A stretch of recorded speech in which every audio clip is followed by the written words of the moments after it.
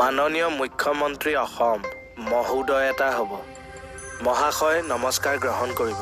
যোৱা ডিচেম্বৰ মাহৰ 2 তাৰিখে মোৰ বিশ্বাসত মোৰ দোকানৰ মালিকে বেহাৰবাৰী আউটপোষ্টৰ বানান ইয়াত দেখোন বানান বুলি একো লিখাই নাই। বানানখিনি চাবলৈ দিছো। সেইটো বানান বেহাৰবাৰী আউটপোষ্টৰ কে পুলিচক 460 টকাৰ মিঠাই বাকীত দিয়ে, কিন্তু কে পুলিচে সেই পইচা আজিও দোকানত পৰিশোধ নকৰা দোকানৰ মালিকে মোক দোকানৰ পৰা উলিয়াই দিয়ে।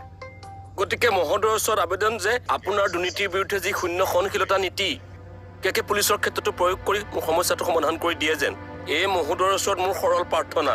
ইতি আপোনাৰ বিশ্বাসী নহয়, ইতি আপোনাৰ ৰাজ্যৰ এজন নিৰ্যাতিত ডেকা ৰণুৱা। চিএম ছাৰলৈ স্মাৰক পত্ৰ লিখা মোৰ এগেইনষ্টত। ছাৰে পুলিচৰ কথা শুনিব নে চোৰৰ কথা শুনিব? সেইটো তেওঁৰ কথা, যাৰ কথা শুনে শুনক।